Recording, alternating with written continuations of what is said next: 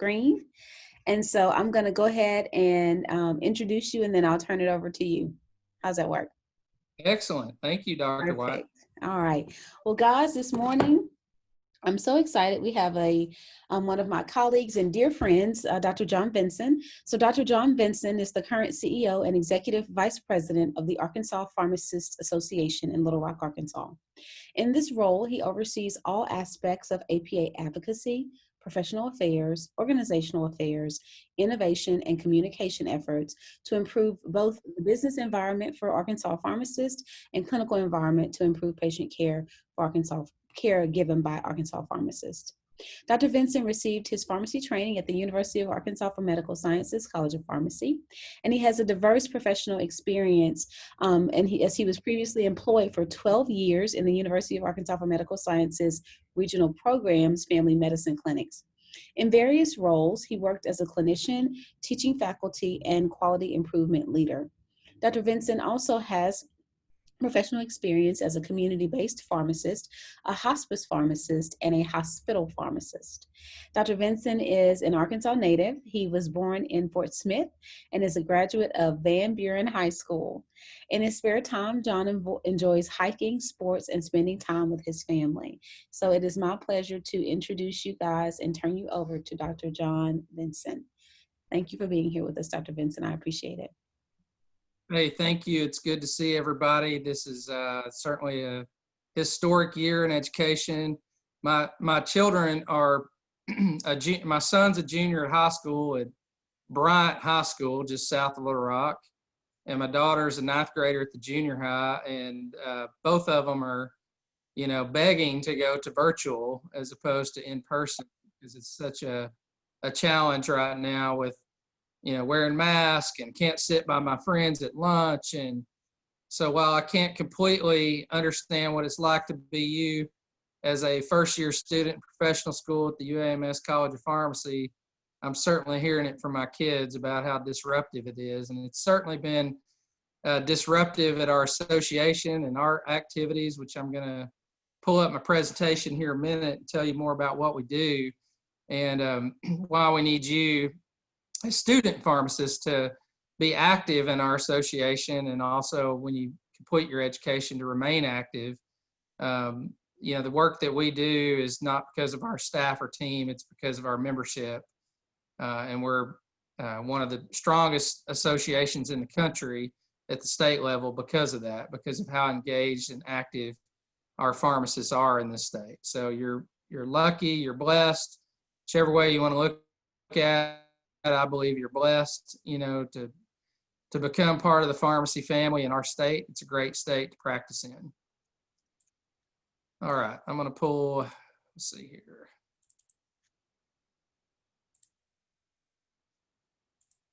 All right.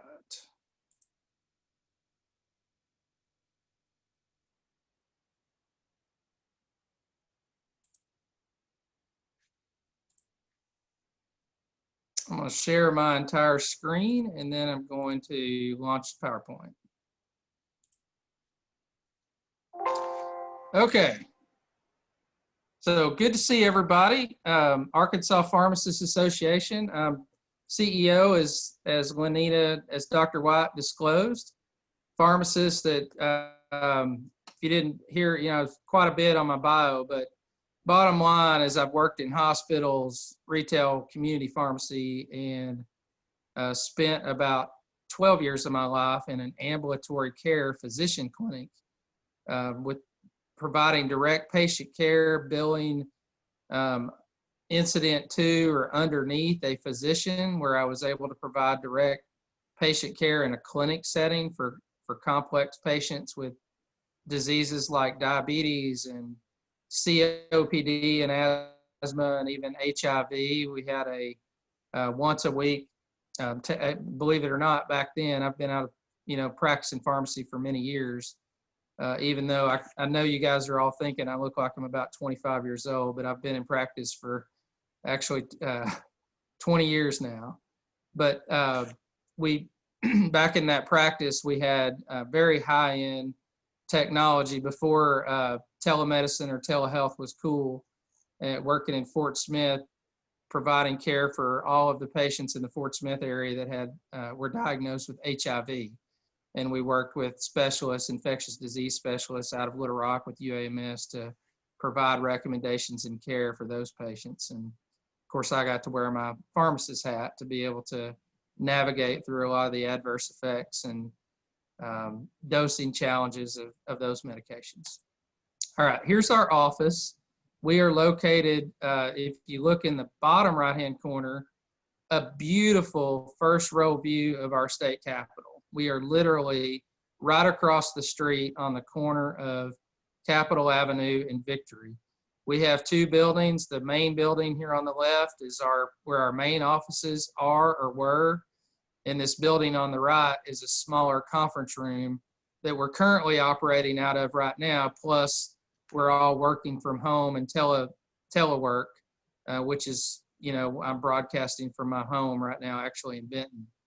The building on the left, our 2,800 square foot Pharmacists Association, was actually set on fire on June the 1st, and it is a total loss. The structure is still in place, but the inside of the building is burned and damaged, associated with, we don't know who did it, but it was associated with a night of protests at the state capitol on June the 1st. So our team is actively working with architect and contractor and our insurance company, and also quite a few volunteers that are leaders in our profession, including some friends of pharmacists who are not necessarily pharmacists, but that are, have a great love for pharmacy, to find a plan to rebuild and to restructure maybe a campus that better meets the needs of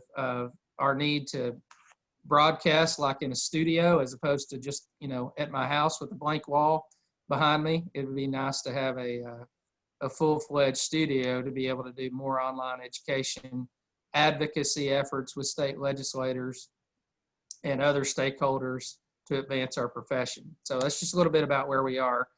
This is who our team is. We have, I'll just start down on the bottom. We have experts in communication, experts in membership engagement for our association work to reach out to, that's Susanna down there on the right, for all of our membership, which all of you, at the way the UAMS membership in our association works, is if you join the American Pharmacists Association Academy of Student Pharmacists, there's an additional easy to fill out application that I think is $5 a year that gives you access to all the memberships of our organization for you as student pharmacists. So Susanna and Jordan down at the bottom are the two people that interact with our members the most on membership benefits, but also Celeste helps run our office. Deborah Wolf is our expert in governmental affairs and advocacy that has all the relationships with our stakeholders. And then of course there at the top, you've got me as a pharmacist, and we also have two part-time pharmacists. The one in the middle, Dr. Hilliard, you probably recognize because she's on your faculty at UAMS, and she's leaving sometime by the end of November, but is going to work for our association in a part-time role, advocating to advance our profession. And Lynn Krause is a pharmacy owner from Southeast Arkansas, who's been a former president of our association. And he's going to lead up and, be a sounding board for myself to help guide us in our activities as we fight for you. Just a little bit about, that's our staff and who we are and where we're located. We offer a lot of programs for our membership. We have about, and the number fluctuates, and of course the pandemic has impacted us like it has everyone else, with a lot of changes in employment and changes in where people are working. There have been pharmacists that were temporarily laid off, at least early on, whenever outpatient surgeries were stopped, because of the pandemic. There were people that were furloughed, and all of that has a downstream impact on us on when or if they renew their voluntary membership dues, because we're not the licensing board, like the State Board of Pharmacy is. We're the voluntary association that represents you as student pharmacists, as the collective voice for our profession. One thing that our state does well that not every state does is we're pretty good about rowing the boat the same direction and having meaningful relationships and conversations with organizations like AMDPA that Dr. White is president of. Dr. White is also a board member for our association. The State Board of Pharmacy, who is ran by John Kirtley, both deans at the colleges of pharmacy. Our Association of Health System Pharmacists that advocate for pharmacists who work in hospitals and ambulatory care settings. They are wrapped up and rolled into and a partner of the Arkansas Pharmacists Association. So everybody that's a member of the Health Systems Academy is also a member of our umbrella organization that I and our staff run. And so we're really unique in having all those collective, that brain power at the same table as much as possible to row the boat in the same direction to advance our profession. You won't find that in every state. Don't take that for granted. Consider that a blessing and take advantage of that both as a student pharmacist and as a practicing pharmacist, which will just be a few short years away. I know it seems like an eternity right now for you, but it'll be here before you know it. So a lot of programs we offer.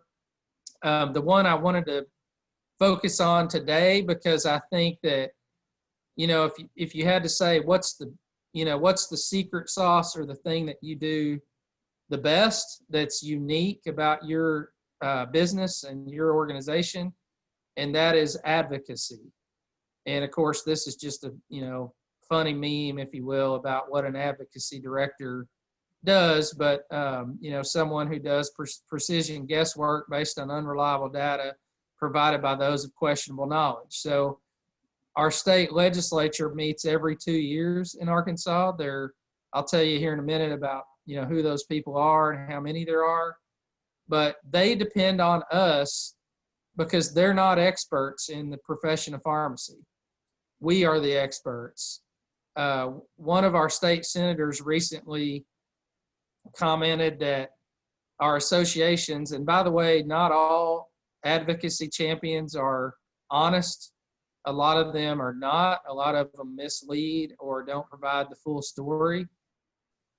Our organization, I firmly believe, tells the truth, and we bring facts and data, and we bring real world pharmacists and student pharmacists to the table, to show the real story, whenever we're advocating with policymakers about how our profession should be regulated or should not be regulated, and allow our pharmacists to do the job that they were trained to do.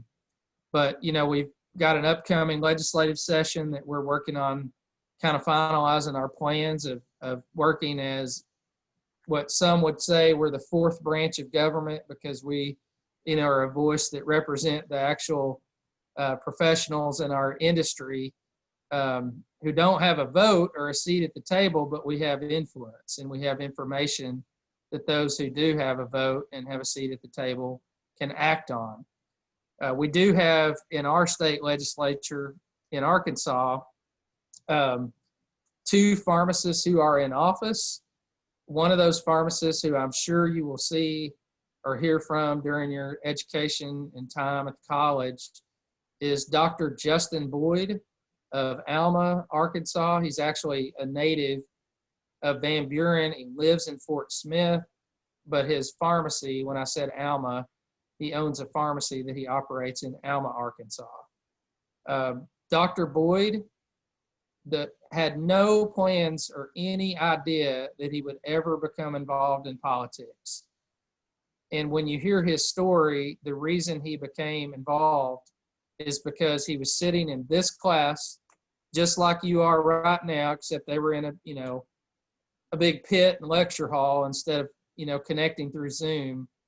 And Dr. John Wolf basically told the first year pharmacy students, either get into politics or get out of pharmacy. If you don't have a seat at the table or a voice, you are on the menu and you will be eliminated from the table. And I'm not trying to use hyperbole, but just this Monday in the Senate and House Insurance and Commerce Committee, there was a conversation about hydroxychloroquine and pharmacists across the state who were refusing to fill valid prescriptions for hydroxychloroquine for patients that were being prescribed off-label to prevent COVID-19. Now, what I'm not going to do today is try to convince you that it should be used or that it shouldn't be used, or that it's effective or it's not, or if it's safe or it's not. But there was discussion in that committee that do pharmacists even have the ability to even ask a patient what the diagnosis is for the drug? Do they even have the right to counsel? Do they even have the training or authority to question any prescription written by a physician? Basically, there was conversation that state law should be changed, that if a physician writes the prescription, a pharmacist under no circumstances has the training, authority, or ability to question the doctor. And I know Dr. White is back there in the background cringing and how ridiculous that is. But the reality is the people who are elected and the people who vote are the people that get to decide that, not us.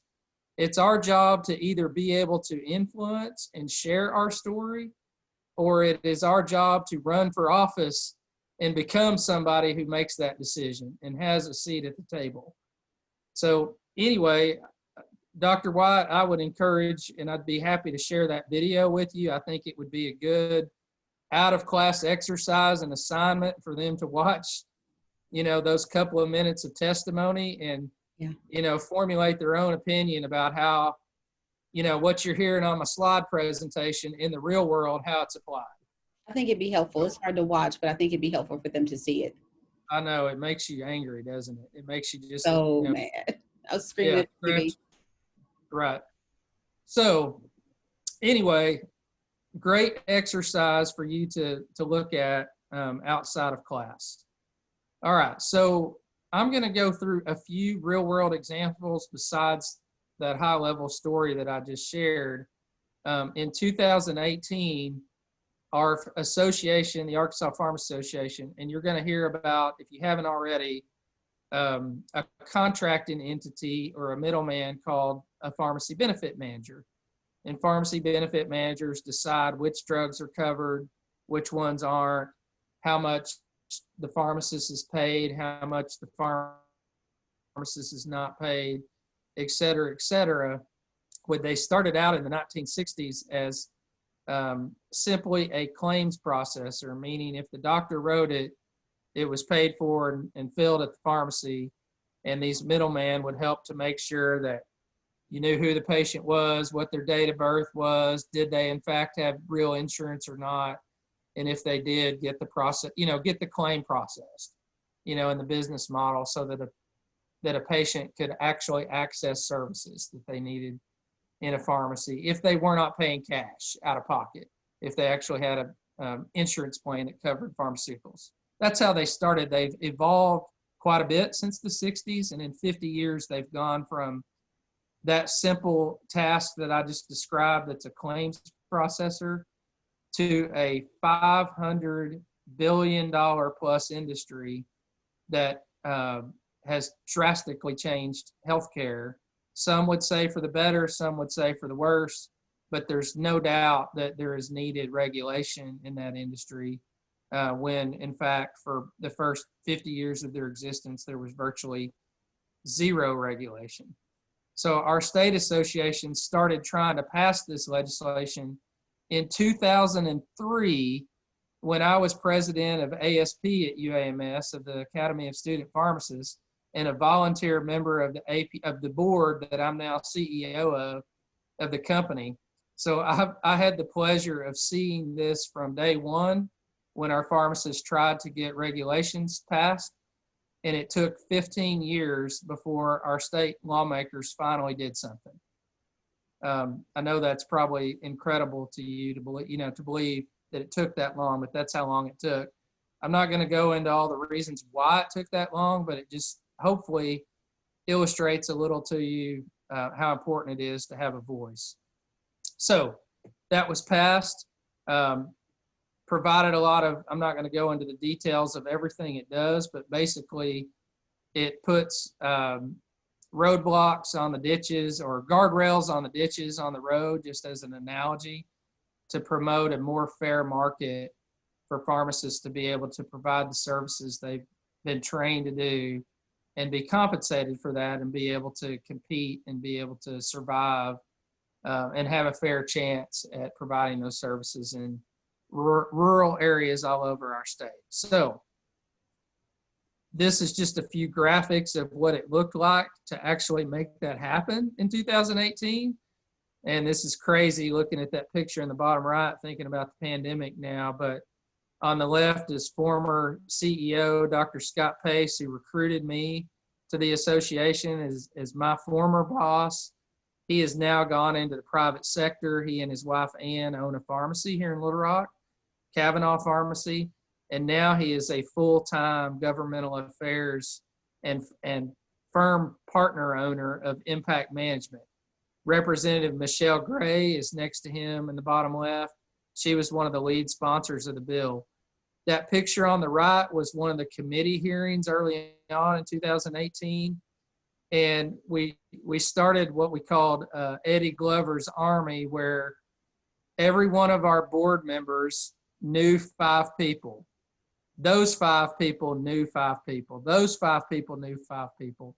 And we started a text chain of the sky is falling, and it literally was pharmacists were being paid in the community setting $2 to $4 a prescription below their cost to buy the drug. And it happened overnight with no contract changes, just because those pharmacy benefit managers that I described a minute ago, they basically had control of the market, offered take it or leave it terms. They also own their own pharmacies. Like one of the pharmacy benefit managers is CVS, and CVS, of course, owns its own, the largest retail pharmacy network in the country, in the world. And so you've got a situation where the insurance company that sets the payment rates also owns the competing pharmacies. And they had set contracts that went into effect that paid themselves, based on data that our team uncovered, $63 more a prescription that they allowed all of the competing pharmacies to be paid. And they did so with control of the market and take it or leave it terms that our pharmacists could not undo. And so literally pharmacists were going to the bank begging for loans to make payroll so they wouldn't close. That's how it looked in our state in 2018. It does not look that way today. It is much more positive. Not saying everything is fixed, and there's still problems. But we've got, we've continued to fight and continue to chip away to ensure that what happened in 2018 doesn't happen again. But that picture in the bottom right, we had student pharmacists, we had community pharmacists, we had ambulatory care, health systems pharmacists, consultant pharmacists from nursing homes. I don't remember who all from the college was there, but I remember seeing Dean Olson and Dean Northwest Campus, Scott Wormack. There were lots of folks from the universities there. We stood collectively as a profession and said, enough is enough. We are drawing a line on the sand. Something has to change. There were at least 350 pharmacists from all 4 corners of the state in that room. And there was another 150 that were turned away by the fire marshals. It was the first time since 1836 that so many people showed up at the Capitol, they had to turn people away. If that doesn't give you chill bumps, I don't know what does, in terms of, collectively standing together. And that's a special thing that doesn't happen in every state. And we're proud to be, part of that, our members responded when they were needed to. So anyway, something to be proud of. There was a press conference. On the right was the day of the bill signing ceremony. That's the governor sitting there at the table with about 110 pharmacists that showed up the day that our governor signed the bill into law in April of 2018. So it took 15 years to get there, but we got it done. The guy up in the top right is his name is Alan McLean. He's our insurance commissioner. And at the time, it was Alan Kerr. A different Alan was commissioner when the law was passed, but he is the enforcer. The guy on the bottom right is the managing attorney, who's like the referee who decides what the law really means and how to enforce it. Our team works a lot, quite often with these two, plus Margie Farmer, who's PBM investigator. I don't have her picture, but do have her email address just to give you some idea of what we do beyond meeting with state legislators. Commissioner McLean just yesterday signed off on a new Medicare prescription drug benefit plan called Indy Health that's going to launch out of Arkansas. That company has 10 community pharmacy owners who started it, who got sick and tired of prescription drug plans that marketed and steered patients to out-of-state pharmacies, underpaid local pharmacies, didn't allow Arkansas pharmacies to be in preferred networks. So they decided, we're tired of waiting on Congress to do something about this at the federal level, not at the state level, but at the federal level, because Medicare Part D is a federal program. And good news is our organization wrote a letter of support. We went to the hearings. We helped them get their license. And we wrote a second letter of support to approve their financials for launch of a Medicare D plan. They're going to launch in Arkansas, Illinois, Pennsylvania, West Virginia, and Georgia. So 5 states, and they promised to launch a plan that's transparent, that doesn't have, a plan design where they claw back dollars from the local providers and patients 6 months later, something called DIR fees. And so there's a lot of buzz and excitement about it, and we're proud to be part of the effort to advocate for this and to celebrate a market-based solution that is good for both patients and pharmacists and taxpayers in a win-win, rather than a plan design that doesn't align all of those incentives. So just another example of what we do.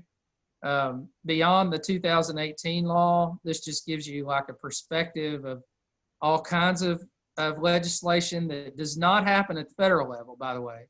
You're going to hear about, no offense to national associations, they're amazing partners and they help us get these things done, but our state associations are the boots on the ground. We're the people who live here and work here and have the relationships, and our national associations mainly work on federal things that happen, like with TRICARE and Medicare. Provider status, I know you're going to hear about as a student pharmacist, where pharmacists are paid not just for product, but paid for their expertise that they bring to the table in the healthcare team, to solve complex medication issues. But immunizations, we could not administer and didn't have scope of practice before 1997. Started getting involved in insurance legislation in 1999. Our first pharmacy benefit manager legislation was passed in 2009, prior to the Licensure Act that I just described a minute ago. This was more like nibbling around the edges and not really having a fully enforceable law.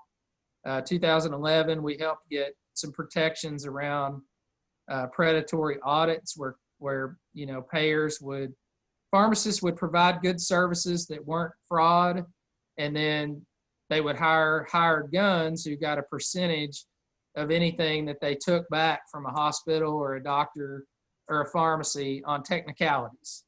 And we helped to get protections so that those technicalities could not be used to steal money from providers who provided services that were legitimate and not fraud. So that's an example. 2015 was another PBM law prior to the licensure law.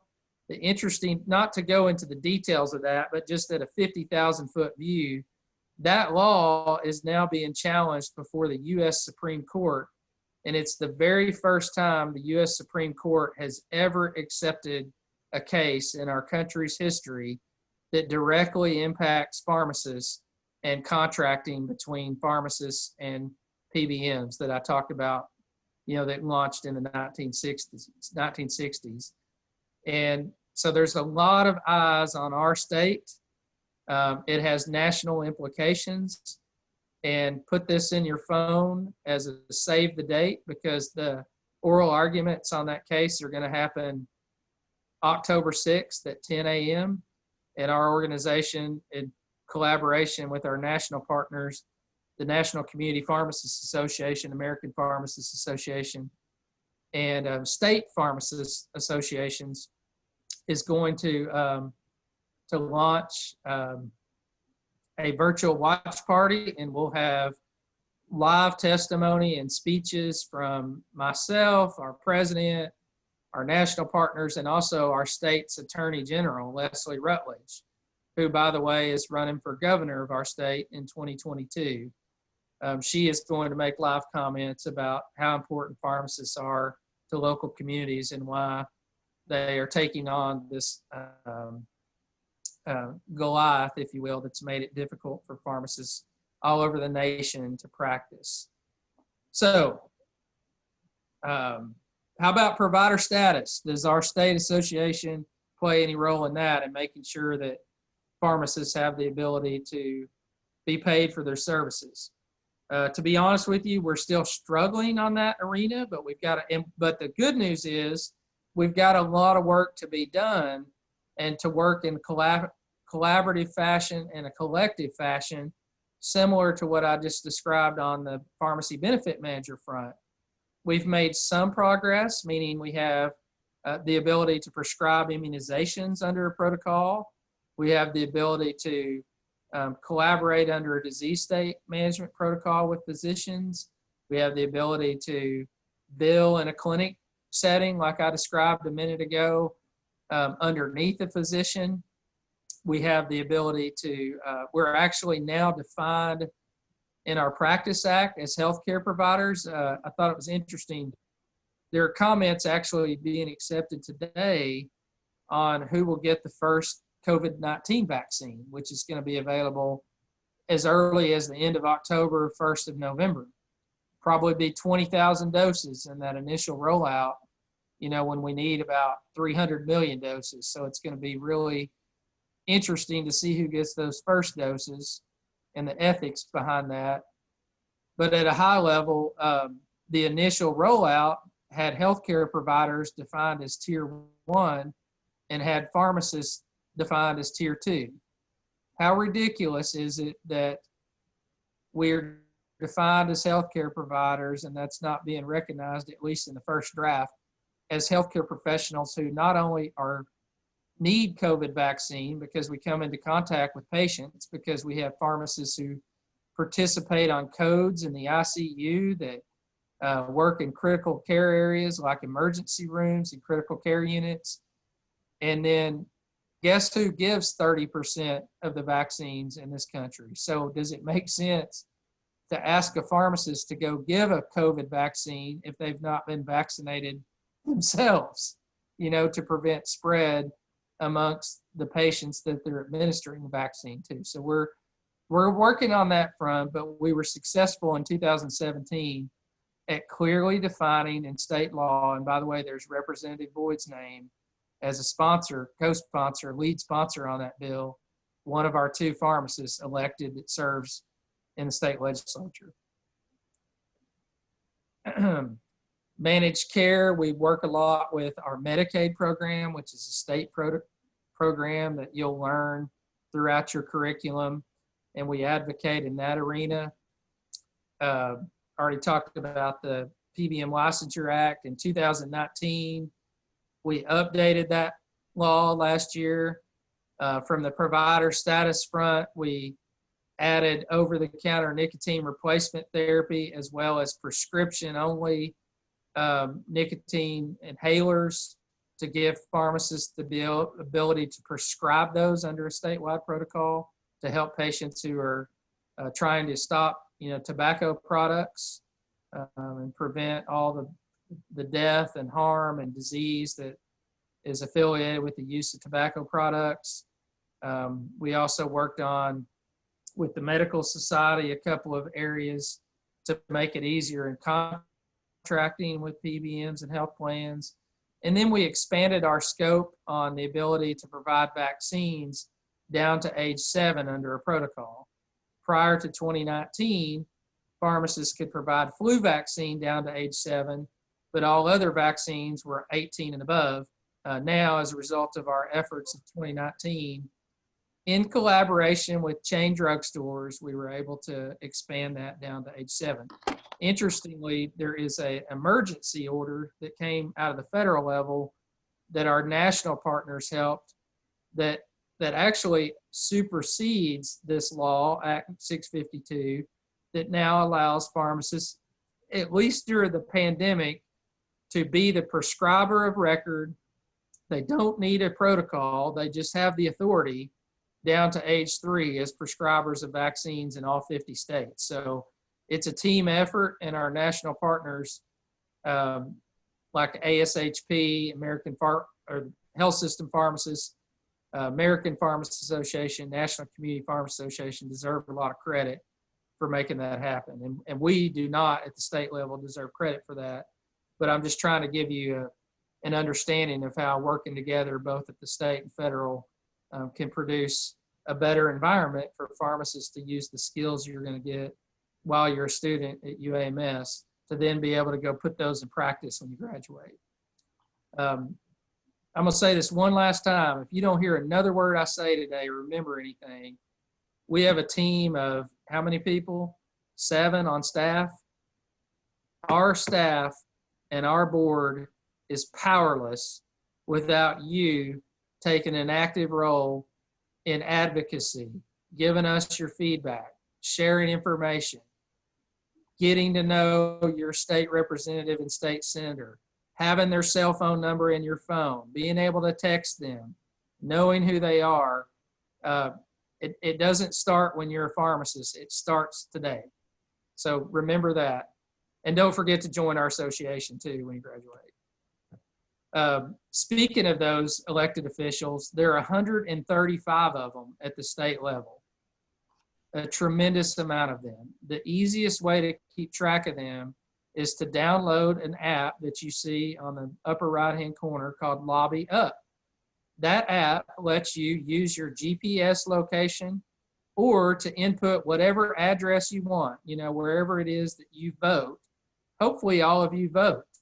And if you do vote, be sure to vote, because there's huge elections November 3rd, and who you elect could drastically change how you're able to, not only live in this country, but also practice your chosen profession, both as student pharmacists and as practicing pharmacists.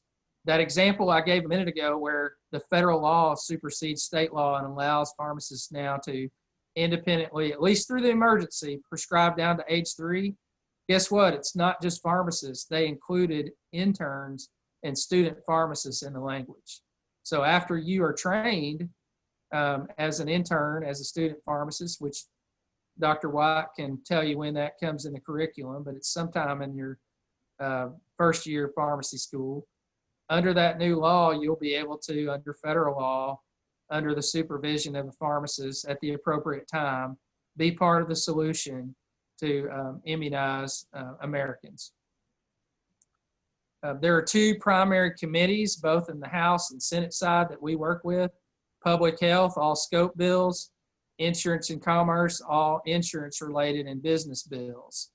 And each of those 2 committees in both sides, so there'd be 4 different committees, but both House and Senate have 20 members in the House and 8 in the Senate. And you have to get 11 votes in the House and 5 in the Senate to get anything that helps either protect pharmacists and prevent something that would harm us, or to advance something for our profession to be better able to serve our patients.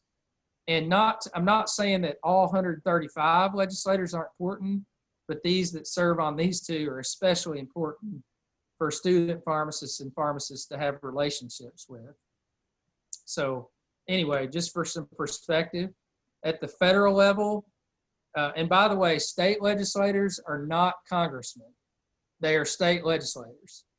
Congressmen are the folks that are elected to serve in Washington, D.C.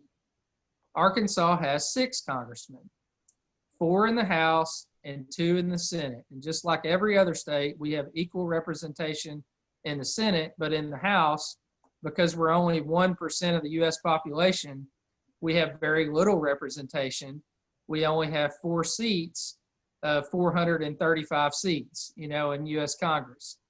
So getting legislation at the federal level to come out of Arkansas, we have really small odds because we only have 1% of those elected officials.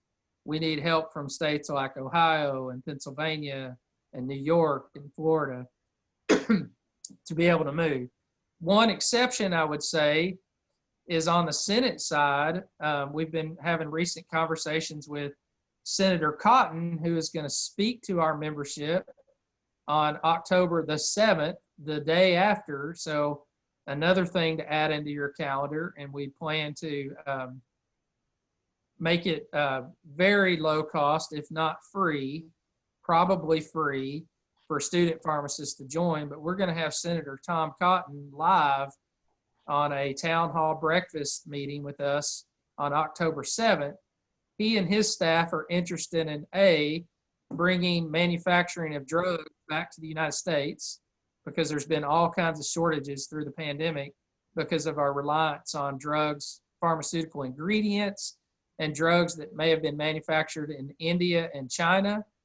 And there were real challenges at getting supplies during the height of the pandemic that were really dangerous. So he's interested in that. He's also interested in reforming TRICARE, which is the benefit design for pharmacy services for our nation's military and their families. Currently, they use one of those PBMs I was talking about earlier, and they don't allow their military to fill the prescriptions at local pharmacies, and they force them to mail order pharmacies that are owned by the pharmacy benefit manager who sets up the benefit, which is a self-dealing benefit design. But because of the U.S. Postal Service delays that have been happening, there have been military personnel who've been unable to get their medications on time, which puts them at risk for being hospitalized, which puts them at risk for ER visits. And they've been coming to their local pharmacies and having to pay cash for prescriptions that they should be able to have covered under their benefit and have freedom of choice to choose who their trusted pharmacist is, rather than be steered or forced into using a provider they don't want to use. So he's interested in that. He's on the right committee, but he's not going to take action unless he hears from his constituents, people like you that vote, that live in his state, that are emailing and communicating the need and support for doing what I just described. And that's where our state association comes in handy to provide that context to you, of where we could move the needle, for lack of a better term, as we talked about vaccines a minute ago. So you're supposed to laugh at that. But anyway, Senator Cotton may be an ally. Also work real closely with the executive branch, our governor, our state board of pharmacy rolls up to him, our Medicaid division does, our Office of Medicaid Inspector General that does audits, the big state health plan that Lenita White, I don't know if you've told him this, but Dr. White was actually an appointee by Governor Hutchinson to serve on deciding the benefit plan design for the state's health plan, which is actually the largest insured group of lives, single group of lives in the state of Arkansas. So huge responsibility, and great to have Dr. White and Dr. John Kirtley serving on that board as appointed by Governor Hutchinson. And just, wanted to share, it's way more than just talking to state legislators that we do.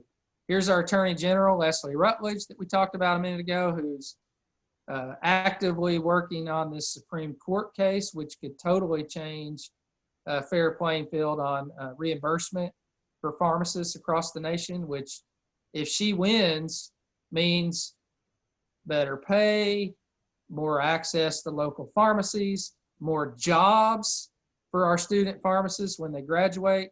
It is a huge, huge deal that this case is happening, and it happens on October 6th. She also has an ongoing deceptive trade practice investigation into PBMs about some of the practice I described earlier, where you have a company who designs the benefits and then pays itself $60 more a prescription than its competition, plus actively steers and markets and implements benefit design that force patients to use the services that they own. So that's ongoing. That's not decided yet, and we're very interested to see. Her office, through a lot of this relationship building last year, invited pharmacists from all 75 counties to attend town hall and roundtable events to talk about why they're important, what their challenges are, and why they need support, both from the AG's office, plus, conversations with decision makers by local employers about how to best work together to create something that works for both sides, rather than listening to a company whose primary objective is to steer patients to other arms of their business that they own, rather than making sure patients have freedom of choice to use local pharmacists and local providers. So can't wait for that to happen. We're disappointed that it's probably not going to be live arguments before the Supreme Court, probably not going to be able to have a huge rally on the steps of the Supreme Court, but we will have some kind of huge virtual rally with pharmacists joining from all over the country. Here's our advocacy team. Deborah and I are obviously full-time employees. Dr. Nikki Hilliard, that we just announced a minute ago, will be joining. On the advocacy side, we have contract lobbyists, Gilmore and Hatcher over there. They've added a new partner, J.R. Davis, who used to work in communications in the governor's office. So we have great connections into the executive branch and the governor, and they're highly respected.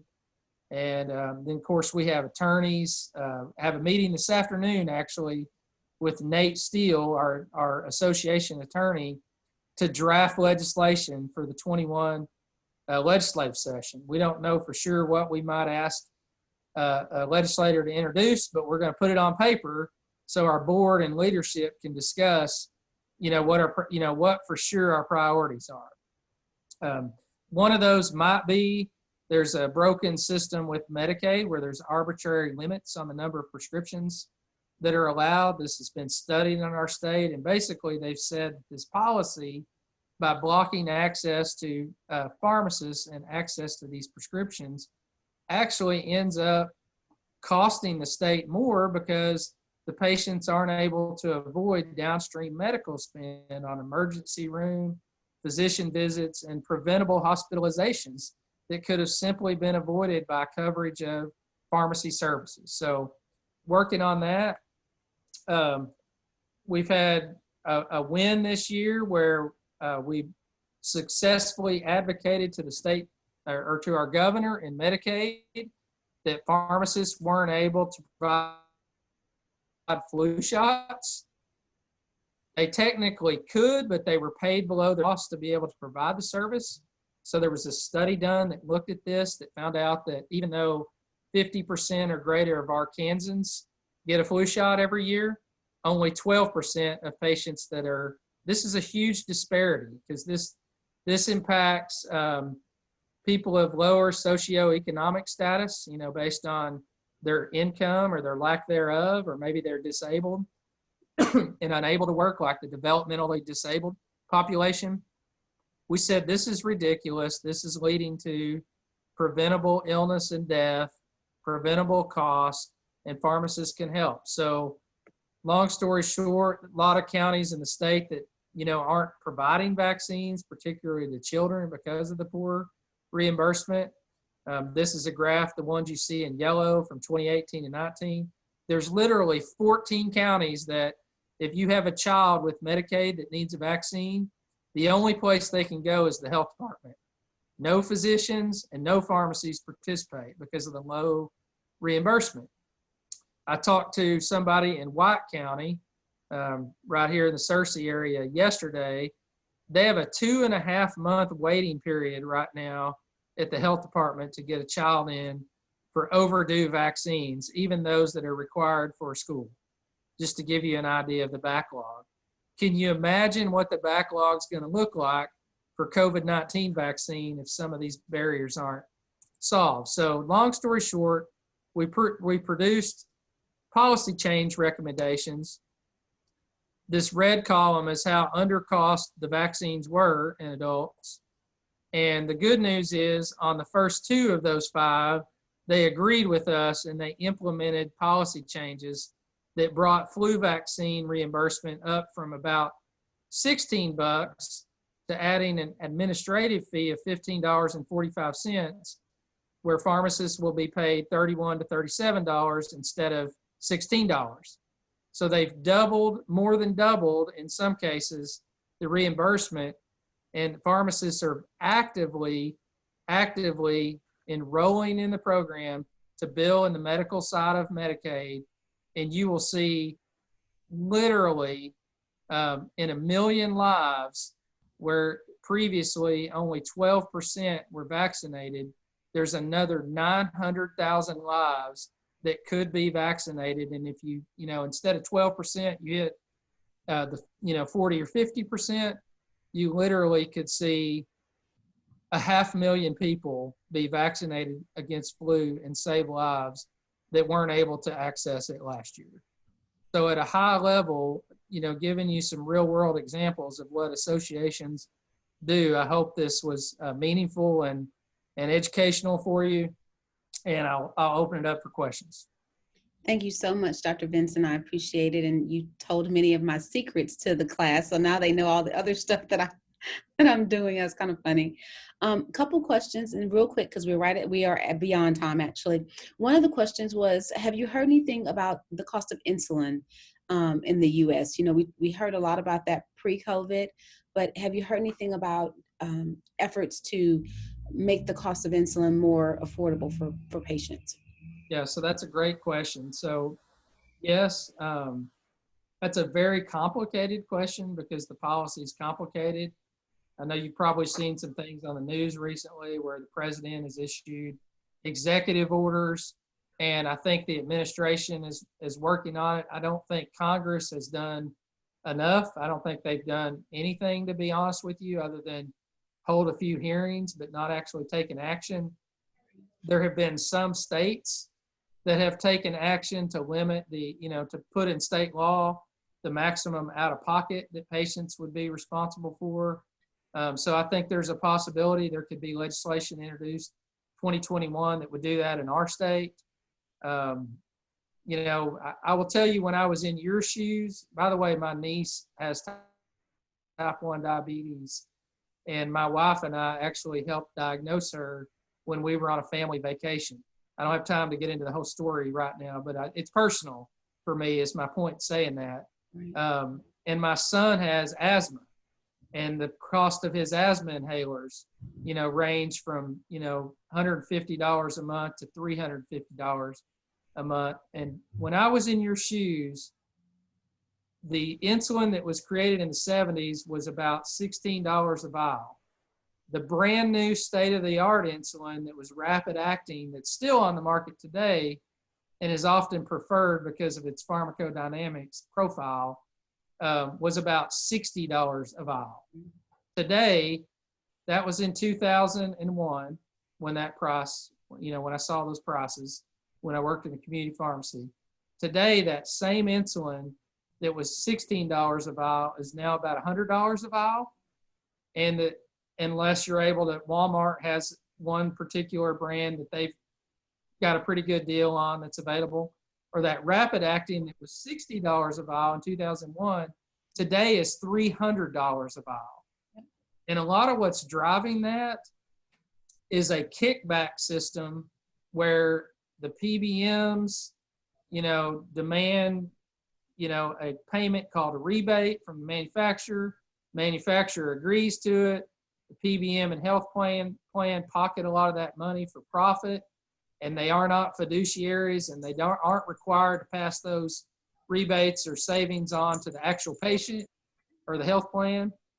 And then what do you think the manufacturer does? Well, they just increase their price. Okay, more rebates. Okay, the price goes up. Okay, more rebates. And then there's no transparency on how much of that actually makes it to the patient. So great question, difficult one to answer. And yes, I think there will be movement on it. We have a comment here that says, please do this right, because New York ran out of money to provide Medicaid services and is now having to cut $2.5 billion to make up for budget shortfalls. And so that just goes to show you that this is top of agenda for everybody. So that's serious. And then there's a question about if the students can email you. Would you be willing to share your email address, please, Dr. Vinson? Yes, it's JOHN. Actually, you want me to put it in the chat, or how can Yeah, that's what I was going to put in the chat. You can go ahead. I'll put it in the chat. It's JOHN at arrx.org. We also have a staff email that goes to our entire staff. It would be good to copy the entire team so that Lynn and Nikki, Dr. Hilliard and Dr. Krause, in case I don't immediately respond, so we got an entire team, but it is staff, STAFF, at arrx.org. So, if you want a question answered by any of our team, copy that email as well. But if you only want me to answer, or if it's something you may not want our whole team to know, send it just to me, just depending on what it is. But like if you're asking me to speak or to be at an event or something like that, it's really important to get Susanna and the rest of our team copied, just because I'm busy and sometimes miss things. And would you also give the website, Dr. Vinson? Yes, it's www.arrx.org. Okay. And then one other is ARRX,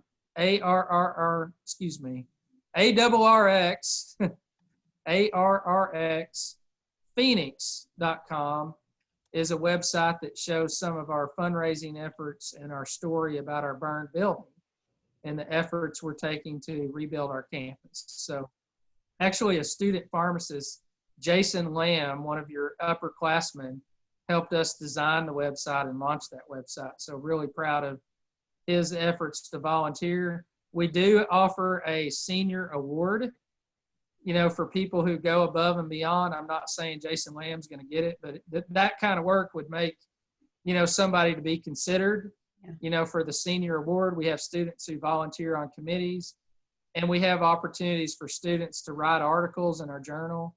So, reach out to us if you want to get involved in volunteer opportunities or to do a senior rotation with us. Yes, you can do a senior rotation. Thank you so much, Dr. Vinson. Guys, those email addresses, the websites are also in the chat, and so that will be available to you. We appreciate you being here with us, Dr. Vinson. Thank you for bringing the most current and up-to-date issues in pharmacy, especially Arkansas pharmacy, to our P1 so that they can understand more about the profession that they are joining. And you're getting lots of thank yous in the comments, and we appreciate your time. Thank you very much. And congratulations. And I'll see you tomorrow night too. Yes, you will. So looking forward to seeing you tomorrow night. Thank you so much. Have a good day, everybody. You too. Thanks. Bye. Bye-bye.